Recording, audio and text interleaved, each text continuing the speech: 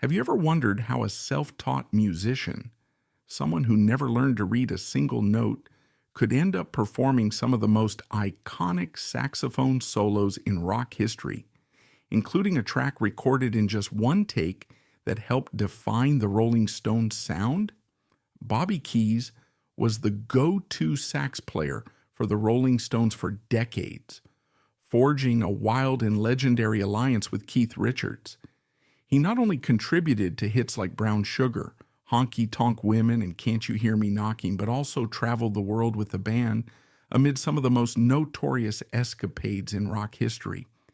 He was also part of the circle that included John Lennon, Keith Moon, Harry Nilsson, Ringo Starr, and other storied hellraisers. Yet, behind the loud parties, bathtub champagne, and hotel room trashing was a dedicated musician who, despite not being able to read standard music notation, left a staggering impact on rock and roll. Born in Slayton, Texas on December 18, 1943, the very same date as Keith Richards, Bobby Keys grew up steeped in the raw sounds of Southern music. He had no formal training, and he learned to play his horn purely by ear. By his own admission, he never quite mastered the skill of reading music, which might sound astonishing for someone who'd eventually work with Elvis Presley, B.B. King, John Lennon, and virtually all four Beatles after their breakup. From the start, Keys was that kid who would just pick up the saxophone and figure out how to make it wail. He once told Rolling Stone magazine that he never knew what notes were going to come out of the horn. He just played from feeling, because rock and roll, in his words, was all about emotion and spontaneity. That approach, ironically enough, fit perfectly with the rebellious spirit of 1960s and 70s rock music. Keys's gritty, full-bodied sax tone found an immediate audience. Before he turned 16, he was already on the road with Buddy Knox and, for a short time, Buddy Holly. Imagine being that young, barely old enough to drive a car, and learning the ins and outs of touring from rock pioneers. If traveling with Buddy Holly at 15 didn't condition him for a wild musical life, nothing else would. It was baptism by fire, and it prepared Keys for the chaotic ride that was still to come. Keys first crossed paths with the Rolling Stones in 1964 at the San Antonio Teen Fair. He was on the bill playing with Bobby V's band, and the Stones were, at that time, beginning to stir up major buzz on their own U.S. tours. When Keys met them, they hit it off, but no one could have predicted the epic partnership that would ensue. It was just a casual introduction, young men on the same performance lineup, sharing that intangible sense of a changing cultural tide. Over the next few years, Bobby Keys and the Stones would occasionally reconnect, and with each subsequent meeting, the bond between him and Keith Richards in particular started to solidify. Both were born on December 18, 1943, and maybe that cosmic coincidence became a symbolic tether that fueled their chemistry. By the late 1960s, Keys was becoming a fixture in the world of rock, and the Stones were evolving from a popular British R&B band into rock legends. The real turning point came around 1969 when the Rolling Stones were recording their album, Let It Bleed. The energy of that session was raw, edgy, and unfiltered, a perfect match for the kind of sax playing Bobby Keys was known to unleash. Having a self-taught saxophonist come in might have seemed odd to some bands, but the Stones were never about conventional choices. They thrived on an organic, unpolished sound, and Keys slid right into that vibe. He dove headfirst into the band's orbit, then recorded on subsequent projects, and it didn't take long for him to become one of the most essential contributors to their records and live concerts. One of Keys's crowning achievements was his sax solo on Brown Sugar from the album Sticky Fingers. Legend has it that he nailed that scorching solo in a single take. Consider how many times that track has been played on radio, in bars and on personal playlists for the last half century millions of times, easily.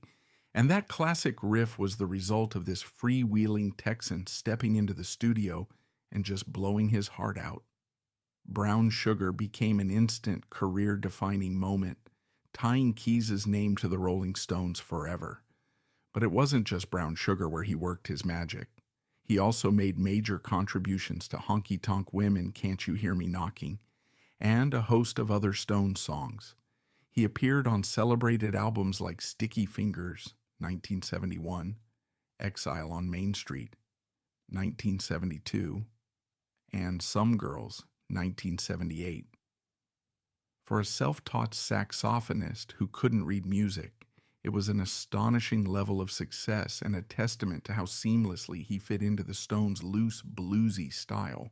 If the story ended there, Keys as a brilliant sax player with the Stones, he'd still be remembered fondly. But part of Bobby Keys's legend is tied up with the outrageous and often destructive antics that characterized so many rock icons of the 1960s and 70s. Rock culture at that time was defined by a fierce commitment to breaking the rules. A small circle of artists gained reputations as the Hellraisers of rock. John Lennon during his Lost Weekend, Harry Nilsson, Keith Moon, Mick Jagger, Keith Richards, Ringo Starr, and of course Bobby Keys. The press loved to broadcast stories of trashed hotel suites, marathon booze sessions, and shocking stunts. Keys was right in the middle of it, especially alongside Keith Richards. During John Lennon's infamous Lost Weekend from 1973 to 1975, a chaotic time that included partying and bizarre episodes of creative meltdown, Bobby Keys was often just a phone call away. This was also the period when Keys's close friendship with Richards crystallized into something more like a partnership in mayhem. They were, by multiple accounts, kindred spirits, intense lovers of rock and roll, prone to extremes, born on the same day, and never shy about seeing just how far one could push the boundaries. Richards once referred to Keys as my closest pal, and called him both a soul of rock and roll and a depraved maniac. The latter term was said with a grin, reflecting the variety of unruly escapades they pursued together. One could argue that the synergy between Keys and Richards mirrored the synergy of their musical collaboration. High energy, rebellious, and driven by pure instinct.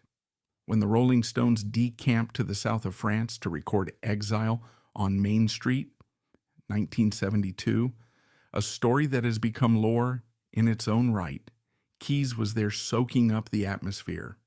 The band had moved into Nelcote, a sprawling villa in Villefranche-sur-Mer, where they turned the basement into a makeshift studio. The scene was decadent, beautiful weather, endless parties, and an endless supply of substances.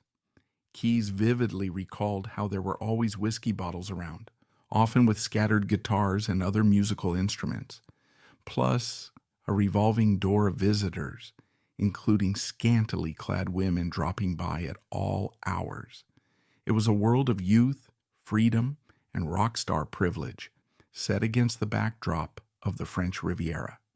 Keith Richards, Bobby Keys, and their collaborator Graham Parsons, who was a close friend of the Rolling Stones and a significant musical influence on the group, spent a lot of time together, jamming, songwriting, and indulging. Keys contributed significantly to Exile on Main Street, both musically and in terms of the project's notorious vibe. According to Richards, one particularly memorable track, Happy, was initially laid down by a skeleton crew that included just Richards himself on guitar and vocals, Jimmy Miller, the band's producer, on drums, and Bobby Keys. It's rumored that Bill Wyman and Mick Jagger were elsewhere at that moment. The spontaneity of Happy remains part of Stones folklore, with Keys playing a critical role. Yet the success and creativity were accompanied by heavy substance use, which can overshadow the artistry. For Keys, heroin and other drugs were part of the daily routine. Many people in his orbit worried about the downward spiral. The mania also manifested in outlandish stunts, like the time in 1972 when Keys threw a television set off the 10th floor of the Continental Hyatt House in West Hollywood. That particular incident became part of the mythos of the Stones' 1972 American tour, a spree of concerts captured in part by an unreleased documentary called Cocksucker Blues, whose behind-the-scenes footage was so scandalous that it was effectively locked away, never receiving an official public release. The glimpses that have surfaced over the years depict a band and entourage pushing hedonism and indulgence to a dangerous extreme. During this period, Bobby Keys became so central to the Rolling Stones that Mick Jagger even had him as best man at his wedding. Keith Richards wasn't the only one who valued Keys's presence. Mick might have had a more reserved persona in public compared to Keith, but behind the scenes he knew how to party just as hard. Keys was part of that inner circle, an American boy from Texas who meshed perfectly with the English rock aristocracy. And yet relationships in the Stones universe were always complicated. By 1973, tensions with Jagger rose to the surface.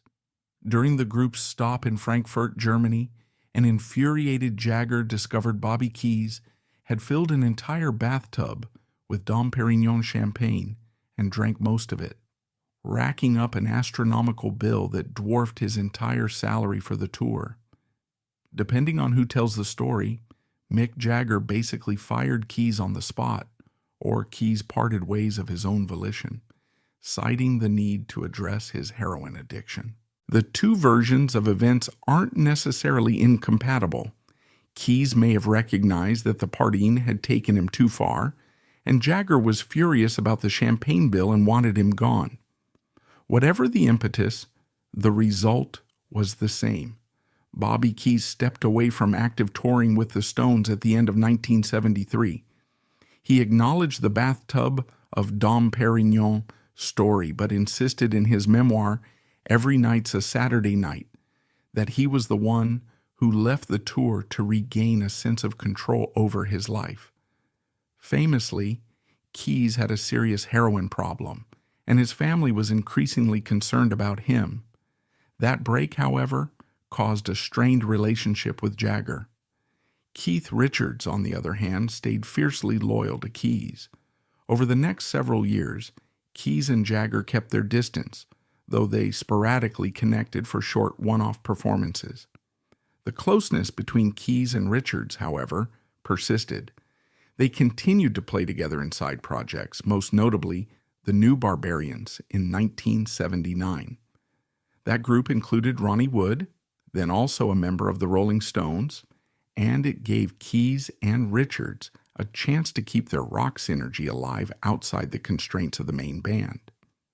In Richards's recollections years later, he described a pivotal moment in the early 1980s when the Stones were rehearsing for yet another tour. Keith, longing for that distinctive sax sound, quietly arranged to have Bobby Keys show up unannounced. The plan was simple. Wait until the band starts rehearsing Brown Sugar, and then let Keys stroll on stage and blast the solo. As soon as those familiar notes poured out of Keys's horn, Mick Jagger had no ground to argue. The magic was undeniable. Richards recounted looking over at Mick and raising an eyebrow as if to say, "I told you so." And Mick had to concede that there really was no substitute for Bobby Keys. The friction melted, at least enough to get Keys back on the payroll. From that point on, Keys once again became a near-constant presence with the Stones. Although the heights of the 1970s mania might have ebbed, the sense of camaraderie and the unstoppable momentum of the band remained, and Keys's sax was too indispensable to ignore. But let's zoom out for a moment. Bobby Keys was far from just the Stones' sax player. His resume included collaborations with a staggering array of artists. In the early 1960s, as mentioned, he toured with Bobby Vee. Over the years, he recorded or performed with Elvis Presley, B.B. King, Joe Cocker, Leonard Skinner, The Who, Eric Clapton, and, remarkably, all four Beatles once they'd gone their separate ways. For instance, he contributed to George Harrison's All Things Must Pass, John Lennon's Walls and Bridges, Ringo Starr's solo efforts, and might even have brushed up against Paul McCartney's projects in some capacity. When the Rolling Stones overshadow your biography, you know you've had a monumental career. What was it about Bobby Keys that made him so in demand? Part of it was his huge sound. Rock needed a bold, brassy sax, and Bobby Keys delivered that in spades. Another part was his personality, which, while chaotic, was also charismatic. He was the type of guy who fit seamlessly into after-hours jam sessions. He was a fearless improviser, ready to riff on the spot. King Curtis, the famous R&B saxophonist who played on the Coasters' Yakiti Yak, had been a major inspiration to Keys. But whereas Curtis had a certain disciplined approach, Keys brought a raw, brasher style that echoed the rebellious tone of the era's guitar-driven rock. People in the industry recognized that if you wanted a searing sax line to punch through the mix, you called Bobby Keys. Over the course of his life, Keys was married at least 5 times. He fathered 2 children, although he tended to keep his personal life somewhat private. In the late 1980s, he served as a music director at a nightclub in Miami Beach, Florida, owned by Stones guitarist Ron Wood. Eventually, Keys settled outside Nashville, where he published his memoir, Every Night's a Saturday Night, in 2012. Despite the calmer setting of Tennessee, he never fully gave up the rock and roll lifestyle. By his own admission, he remained a devout marijuana smoker from his teens into old age. In interviews, he often joked about it, saying he never let a day pass without smoking weed unless he was in jail. Up until 2014, Bobby Keys continued to play with the Stones and other groups whenever he could. His body, however, had endured decades of hard living, and in December of that year, he passed away in his home in Franklin, Tennessee. He was 70 years old. The official cause, according to the Nashville scene, was cirrhosis of the liver. The Rolling Stones released a statement confirming his passing, a bittersweet farewell to one of their true musical brothers. Keith Richards, in particular, spoke about his sense of loss, describing Keys not just as a saxophone player, but as a foundational piece of the Stones' identity, somebody who contributed soul, warmth, and attitude to an already iconic group. One might wonder if the turbulent partnership he shared with Keith Richards damaged him irreparably, or if ultimately he considered it the greatest adventure of his life. All signs point to the latter. He never spoke with regret about those chaotic days other than acknowledging his addiction issues and the cautionary tale of substance abuse. Rather, he seemed to retain a sense of wonder that a small-town kid from Texas who taught himself to play sax by ear ended up traveling the globe with rock royalty. It's a classic rock and roll story, the raw talent, the improbable success, the scalding solos, and the near destruction from drug use. Yet it remains uniquely Bobby Keys' own journey. What also sets Keys apart is how fiercely beloved he was by the people he played with. Music can be a cutthroat business, especially at the upper echelons of stardom. But to maintain that many friendships, for instance, the fact that John Lennon included him in the wild inner circle of his Lost Weekend, or that Keith Moon from The Who considered him a partner in debauchery, says a lot about Keys' easygoing charm. And for all his unhinged behavior, he was reliable in the studio, able to deliver exactly the punch or melodic line a track needed. Being a good hang plus a sharp musician is a rare combo in the industry. so it's no surprise that he didn't want for work. If you look at old footage of the Rolling Stones from the early 1970s, you'll occasionally spot Bobby Keys in the midst of swirling cigarette smoke and a swirl of guitars, absolutely lost in the moment on his sax. It's as though the rest of the world drops away, and all that exists is that guttural saxophone roar that slices right through the guitars. That sense of immersion was something Keys never lost. Whether you're a sax player or just a fan of that old school rock and roll grit, you can't help but admire how he could pour such feeling into his solos when he was in the zone. Thinking about his biggest moment, Brown Sugar, might be the easiest route to understanding Keys's legacy. The simplicity of that jam, Charlie Watts's steady drumming, Keith Richards' unstoppable riff, and then Bobby Keys's sax line stepping in to punctuate the track became a hallmark of the Rolling Stones' identity. It stands out like a neon sign in the history of rock music. Of course, Honky Tonk Women and Can't You Hear Me Knocking also featured him in a major way, not to mention his presence on Live With Me, All Down the Line, and many others. A fan might recognize his sax lines immediately, even if they don't know his name, particularly because there was rarely another sax player in that era who sounded quite like him. Bobby Keys' story also intersects with the grander tale of how rock music changed in the 1960s and 70s. This was the time when the British invasion had merged with American blues, R&B, and country influences, forging a new kind of cross-genre sound that soared to global dominance. Keys, a Texan with a love for R&B grooves, fits seamlessly into that cultural exchange.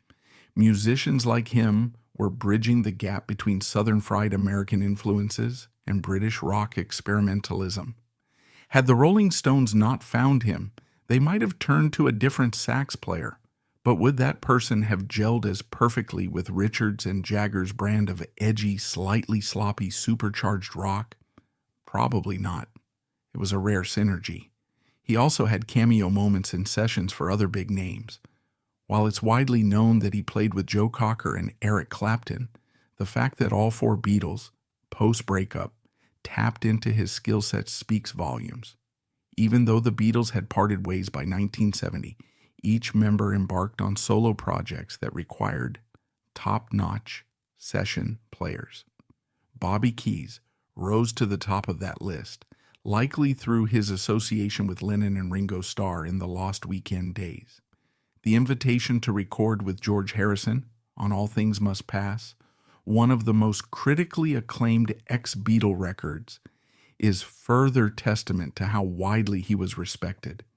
It's important to note that, while the tales of trashed TVs and overflowing champagne tubs add color to the Bobby Keys legend, the real anchor to his story is the music itself. Those wild escapades might make for great gossip, but they wouldn't matter if his sax playing wasn't extraordinary. One reason fans keep coming back to his recordings is the potent emotional charge he always delivered. Regardless of the chaos in his personal life, once Keys put that mouthpiece to his lips, he unleashed a torrent of raw sound that fit the moment. And maybe that's a big reason Keith Richards was so loyal to him. The Stones rely on a certain kind of dangerous authenticity, and Keys was an embodiment of that. Bobby Keys' final years were more subdued compared to the height of 1970s mania. Living outside of Nashville, a city with its own storied musical heritage, he could find the occasional session or gig that suited him. Still, he continued to jump back into Rolling Stones tours when called upon, consistently answering the beck and call whenever their unstoppable touring machine rolled back into motion. Fans attending Stones concerts in the 2000s often got to witness Keys stepping up to blast out that Brown Sugar break, no less exciting than it was decades earlier. Sure, the band members had aged, but the energy carried over. like a time machine whisking the audience back to the golden era of rock. The inevitability of time, however, caught up with him. In December 2014, his life ended at age 70, and cirrhosis of the liver was the official cause.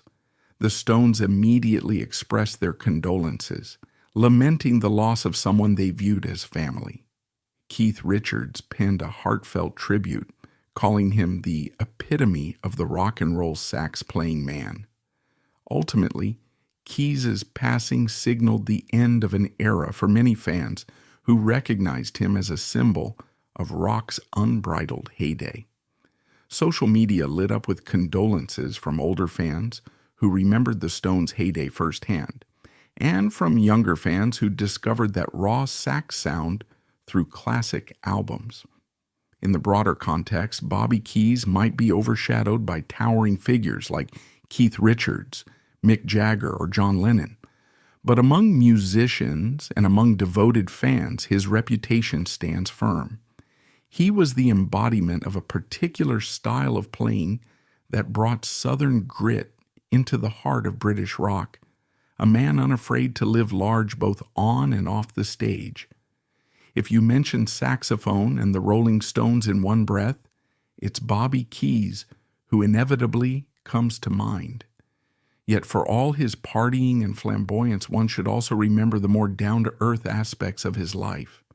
He had a family, survived multiple marriages, and eventually found enough peace to write a memoir that pulled back the curtain on the illusions of fame.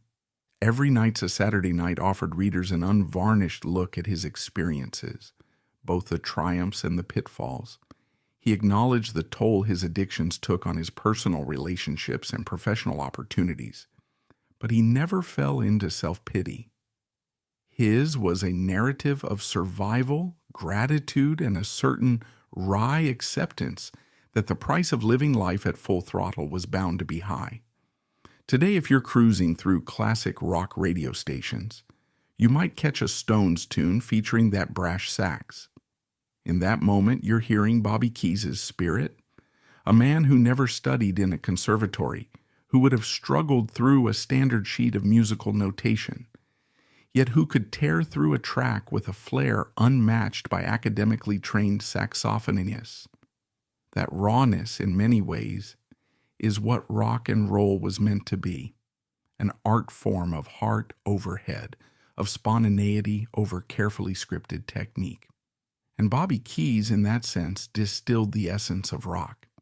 He stands as a reminder that sometimes the most powerful artistic voices come from those who learned by doing rather than by rote instruction. When reflecting on the raucous stories, hotel TVs flying out of windows, champagne baths, heroin binges, near disastrous tours, it's tempting to chalk it all up to the hyperbole of the era.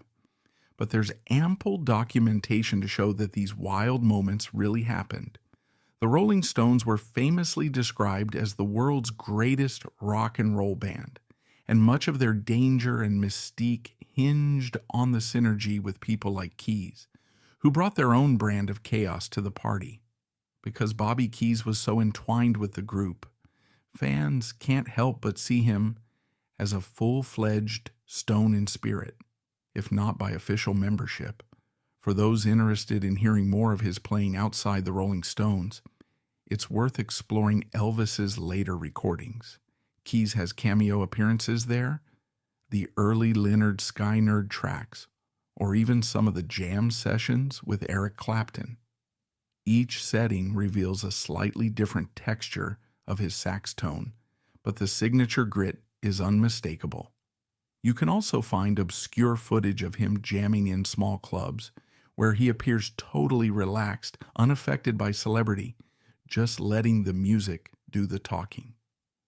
Bobby Keys' saga is a layered one, a testament to how raw talent, fate, and the intense camaraderie of a particular generation of musicians converged at the perfect moment in rock history. He relished the ride, even if it did derail him at times.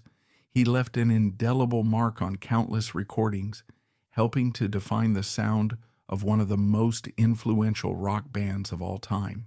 He also served as a living link between the early days of rock and roll, touring with Buddy Holly, and the British invasion, melding with the Stones, a bridge between different eras and continents of music. And he remained unapologetically himself until the very end. If you'd like a deeper appreciation of how one musician's presence can shift the entire dynamic of a band's catalog, just listen closely to the sax contributions on the Rolling Stones' early 70s records. Each break, each fill, each little flourish of Keys's horn has an energy that might catch you off guard if you pay close attention, especially if you've only heard those songs in passing. In live concerts, watch how the audience roars with recognition when that sax solo arrives. It's as if people subconsciously remember the special place Bobby Keys held in that band's soul. And if you want more stories like this, click that subscribe button and tap the notification bell because we have plenty of deep dives lined up, spotlights on the undersung heroes of rock, wild behind-the-scenes anecdotes, and explorations of what happens when raw talent meets unstoppable ambition. Next time, maybe we'll explore the flip side, a rock star who lived by the textbook, meticulously studying theory, yet somehow ended up just as wild. Or we'll unravel another era-defining partnership between a band and its secret musical weapon. Until then, keep turning up the volume on those old Stones records, especially Sticky Fingers, Exile on Main Street, and Some Girls, and listen for that Texas-born sax whiz who somehow made an ancient battered horn sound like the future of rock. Raise a glass, maybe not a bathtub's worth of Dom Perignon, to Bobby Keys, the self-taught sensation who proved that in music, attitude, and heart can trump everything else. And let's remember him not only for the mischief he stirred up with Keith Richards or the headlines about champagne-flooded hotel suites, but above all for the authenticity and soul he gave to countless songs, inspiring generations of sax players and fans to embrace that fearless full-throttle sound.